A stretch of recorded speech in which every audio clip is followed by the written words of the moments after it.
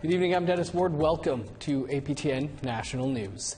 It is day 17 of this federal election, and on Monday night, Justin Trudeau's campaign made a visit to Iqaluit. Our Kent Driscoll was there and tells us the visit was late in more ways than one, but for Trudeau, it was a lot warmer than his reception in southern locations. The Prime Minister is late. That's nothing new. The Prime Minister is usually late. So is the previous Prime Minister and likely all their predecessors. People will wait for you when you're the person in charge. So that's what a group of Iqaluit elders did yesterday. They waited outdoors to meet the Prime Minister. Trudeau was originally scheduled to arrive at 4:45. It was 4 degrees Celsius in Iqaluit yesterday. They weren't about to complain about the chill. After all, they're Inuit elders. They know cold. The Liberal candidate in Nunavut, former Territorial Cabinet Minister Pat Engnikuk, dressed for the weather and acknowledged it was a bit chilly. Prime Minister Trudeau will be here very, very shortly. We're just coming back from our last stop. I know everybody, it's cold out here, and I really want to thank you all very much for waiting this whole time. The Prime Minister arrived 70 minutes late at 5:55. He was greeted by a very warm crowd despite the chill. And considering in previous days he was forced to cancel a campaign event and move another one due to angry protesters, this had to be a nice change of pace. Because in Nunavut, there is no history of political heckling. I can only recall just 2 instances of political heckling in Nunavut's political history. No Nunavut MLA has ever been removed from the Assembly chamber for heckling. Rankin-Inlet MLA Tagak Hurley was once warned that his point of order could be considered a heckle in 2013. He and the other MLA smiled and let it go. The other instance was federal, and it was a visitor to Nunavut. In 2011, Leona Glukok was running for her second term as Nunavut MP. Now Liberal Cabinet Minister, and then Liberal health critic, Carolyn Bennett was in the front row at the candidates' debate in Iqaluit, trying to distract Glukok with hand signals. She was promptly told to knock it off by crowd members. And she did. Heckling goes against the way Nunavut do business. When Nunavut residents describe a political candidate as calm, that is a huge compliment. So Trudeau was all but guaranteed an interruption-free chance to share his message. I'm just so happy to be here with you tonight. I tell you, it's been a long year and a half for everyone, but not being able to come up and see so many friends in Nunavut for so long has been difficult, so I'm so happy to see so many of you out here despite the cold weather. As for policy, Trudeau was pushing his recent announcement on housing funding. Nunavut's premier has stood beside Trudeau for housing announcements before. He always points out that bad housing makes every other problem worse. Trudeau had some fun with the language as he did it. Avec vous en partenariat pour bâtir un avenir meilleur. Don't worry, Archie, I'll translate that part. That's why we're going to continue to work with you to invest in a stronger future for the North, invest hundreds of millions of dollars more in housing in the coming years. Will the other party leaders make their way to Nunavut before the election? Well, as Trudeau showed, when the Prime Minister is in Nunavut, it really looked like the Prime Minister, reminding Canadians just how big the country is. He also showed that even if you're catching hecklers in the South, Nunavut will hear you out. Those are 2 pretty great reasons to visit. Kent Driscoll, APTN National News, Iqaluit. And we'll have more on that heckling that Kent mentioned coming up later in the show. Meanwhile, in Ottawa, the Assembly of First Nations has released their 2021 federal election priorities for First Nations and the next federal government. Dubbed the Healing Path Forward, it outlines 5 main priorities.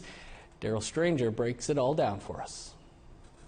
The Healing Path Forward means that First Nations priorities are an integral part of the national electoral narrative and should be top of mind for all of the candidates and party platforms.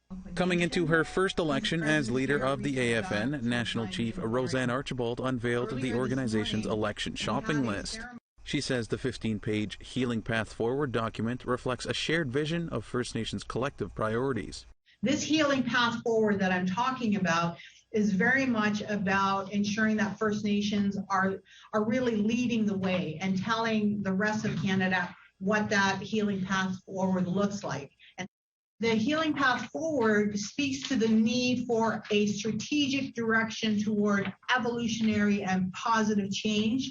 There is a healing path forward, and we can get there by working together. The plan has 5 main priorities, from truth, reconciliation, and healing to respecting First Nation jurisdiction. At the heart of every conflict involving First Nations is our land rights and title, our water rights, and our inherent and treaty rights. These rights must be respected, implemented, and honored by all levels of government. This is the legacy of colonialism and paternalism historically exercised by the Government of Canada. Archibald also has the struggles of First Nation children high on the list. All of these issues that we present are actually still impacting our children today. So children in our community don't have clean drinking water in many communities. Children in our communities are living in overcrowded houses, 10 to 20 people per house. Children in our community are attending schools that are not to the same standard and not funded to the same amount as the rest of Canada. Like all national chiefs, Archibald says she isn't endorsing any particular party or candidate, but will work with whoever is elected. I will not endorse any candidates because I have to remain neutral. I have to work with whatever party is elected. So I'm not going to endorse any candidates myself. Archibald is encouraging people to vote on September 20th and looks forward to the party's response of the document. Daryl Stranger, APTN National News, Winnipeg. And for more on the Assembly of First Nations election priorities and today's press conference, we're joined by AFN National Chief Roseanne Archibald. National Chief, great to see you. The AFN has laid out its priorities. This has happened in previous federal elections where, well, you were a regional chief at the AFN. How hopeful are you that these priorities will actually be addressed by whomever forms government? I do feel that we are in a unique time, and I had mentioned this during the press conference today, that Canadians are generally more empathetic and understand our issues more, especially in light of our little children being recovered at former institutions of assimilation and genocide, I call them. And so I think that's created an atmosphere where the average Canadian is wanting to know what the path forward will be for Indigenous issues in this election and into the future. In previous elections, the Assembly of First Nations had identified where the Indigenous vote had had an impact or could tip the scales. Didn't see that happening this time around. Why was that decision made? Actually, we do have that information. We just haven't done any media work on it yet, but we do have the analysis done on the ridings where First Nations votes will make a difference, and we'll be discussing that at some point during this election process. Okay. I believe in 2019 it was about 50 plus ridings. Is that still the case this time around? Yeah, I imagine it's the same amount, but I don't have those figures yet in front of me in terms of the ridings or the details, but certainly as we know more details, we're going to be either doing media releases or doing some social media on it. Great. Looking forward to those. National Chief, one of the other issues that did come up today was the planned trip by Indigenous leaders this December to the Vatican to meet with the Pope. You said you would not be attending that trip. Can you tell us why you've decided to not attend? You know, the Truth and Reconciliation Commission calls to action, particularly number 58, actually say that we have asked, the call is for the Pope to come to Canada and do the apology on Canadian soil. And so that's what we want. We want that call to action answered by the Pope and by the Catholic Church. And I'm unclear about what going to the Vatican would do in relation to that. So I certainly, as you know, Dennis, in this work, there are what people would call photo opportunities. And I'm not interested in flying halfway around the world for an opportunity to hear from the Pope that he may or may not come to Canada, or just to have a photo with him. I mean, it has to be substantially that he is going to apologize for what the Catholic Church has done to our little ones and what they're going to do in terms of reparations. National Chief, has that call been renewed, or will that call be renewed soon? To the Pope, you mean? Yeah. Yeah, we are actually in discussions with the bishops, the Canadian Council of Bishops, and I believe that those discussions are ongoing. So we will hopefully have some news moving forward. National Chief Archibald, we'll have to leave it there, but appreciate you taking some time for us here. Thank you, Dennis. Take care. Well, as we mentioned, and as you've likely noticed, this election campaign seems quite divisive. Coming up after the break, we'll speak with a professor about the protests that have been happening out on the campaign trail. Stay with us.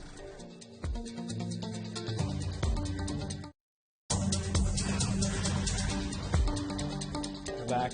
There have been a number of loud protests at campaign stops along the way for Liberal leader Justin Trudeau last week, many of them focusing on the federal pandemic rules.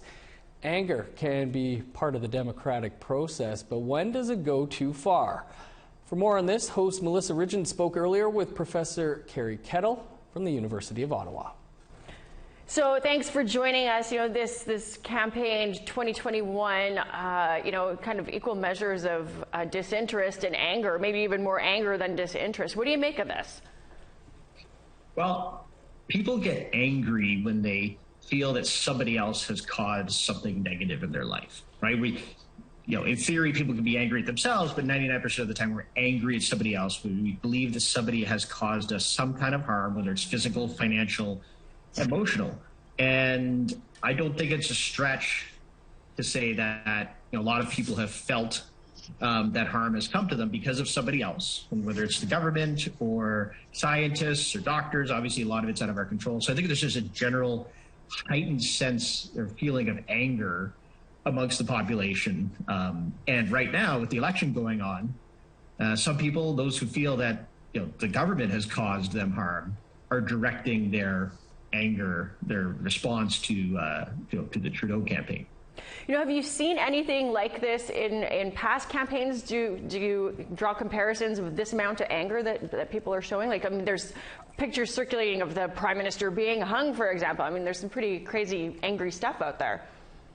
Yeah, that's an excellent question. I think it's been a long time, right? A very long time. I think if you look back to the Winnipeg general strike, it was followed a pandemic. Obviously, I wasn't there. But that feeling of anger because something external to you caused you harm is very similar with the same sorts of parallels. Maybe you go to the United States, the Vietnam War, where Americans blamed the government for sending their young people to fight in this seemingly pointless war, was another one where we saw that level of anger. So it has been a long time, but I think it's pretty easy to pinpoint the source of anger for most people right now. Mm-hmm. How do you think that this is all going to shake down, I guess, come election day? That's an excellent question. I wish I knew. I think, generally speaking, Canadians are a pretty calm group of people. So to see this level of display of anger is very unusual for us. We're accustomed to seeing it in some other countries. So I think things will calm down. What will be interesting is the extent to which people take action based on their anger, right? So are people just being vocal, or is this going to spur people to go out and actually vote on September 20th? The political scientists can tell you more about them than I can.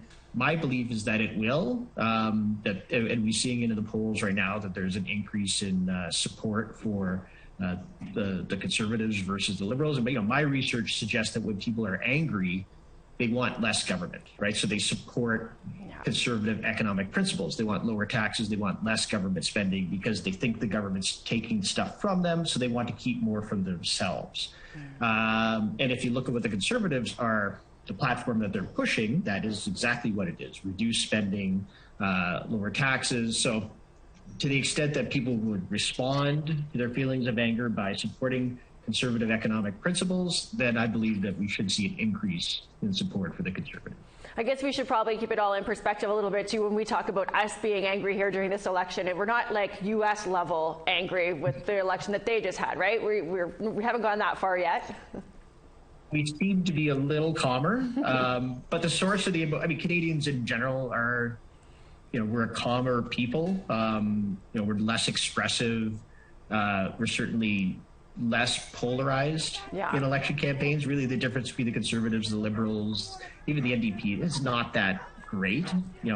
I lived in the United States for 5 years, which actually is what inspired my research, and trying to understand what would lead people, to be more angry, and then how that might affect their voting behavior.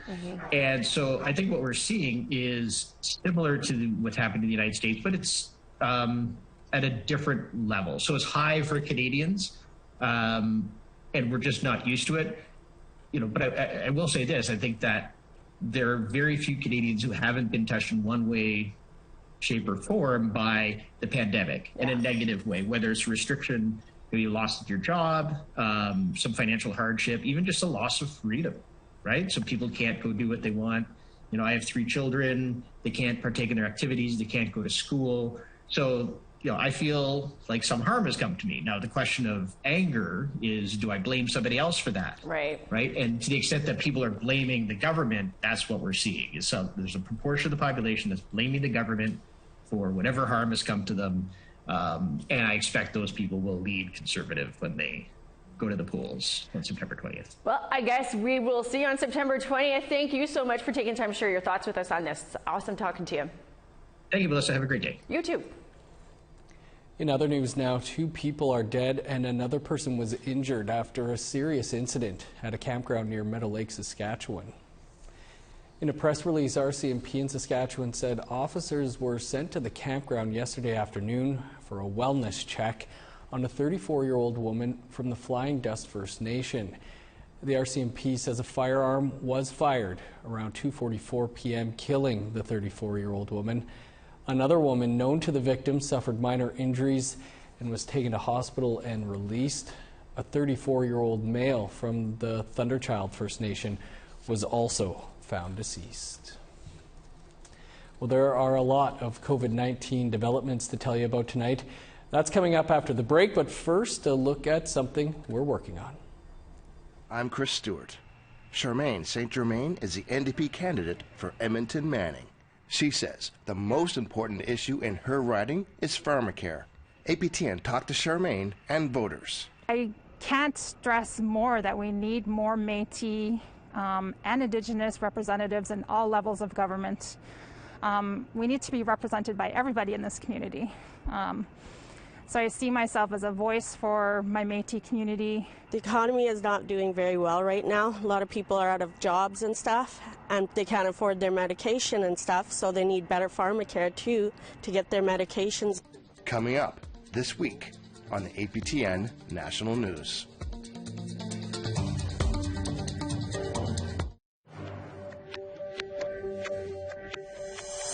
Welcome back. Let's have a look now at our photo of the day.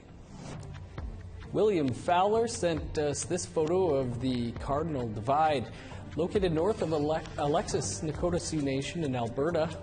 William tells us water from this region makes its way east to the Hudson Bay and north to the Athabasca River and the Arctic Ocean. You can send your photos to share@aptn.ca for your chance to be featured as our next photo of the day. Now let's take a look at Wednesday's weather forecast.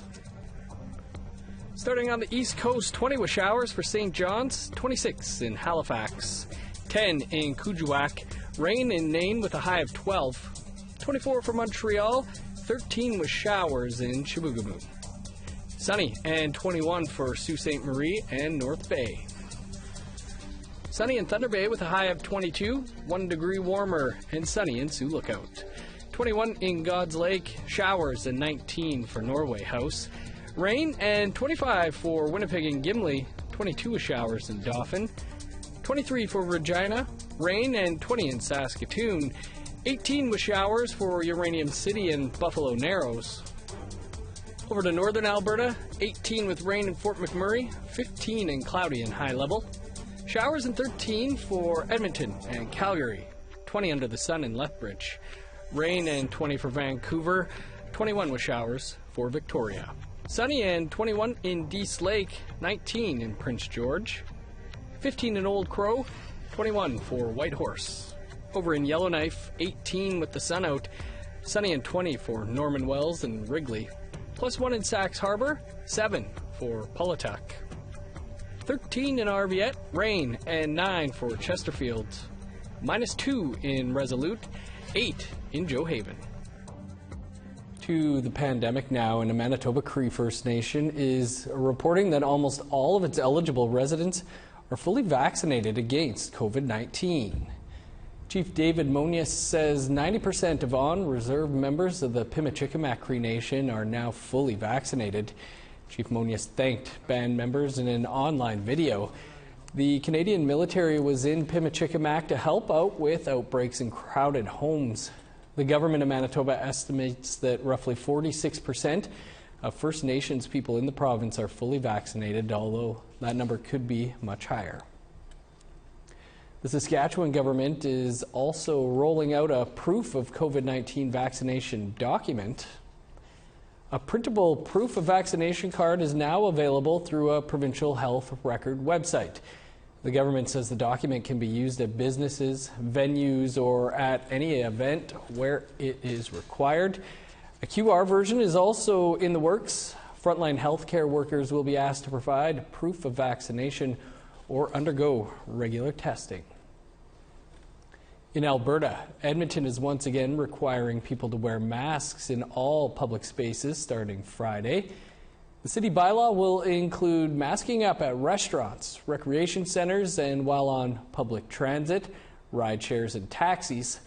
The mandate will be in place until at least December 31st, or if active case counts in the area fall below 100 per 100,000. The measure comes as Alberta is reporting more than 3,000 new cases from the past 3 days. And starting Wednesday, Alberta's most vulnerable will be offered a third dose of the COVID-19 vaccine. In a statement, Alberta Health said there is some evidence that immunity from vaccines can weaken over time. Elderly and supportive living can get the shot 5 months after the second dose, and those with compromised immune systems are eligible 8 weeks prior. Nearly 20,000 people in Alberta are eligible for the third round. Well, that's all the time we have for your APTN National News for this Tuesday. For news anytime, you can visit our website, aptnnews.ca. Coming up next, an encore episode of Face to Face. Tonight's guest is Loretta Todd, who recently brought Eden Robinson's Monkey Beach to the big screen. I'm Dennis Ward. Thanks for being with us. Have a great night.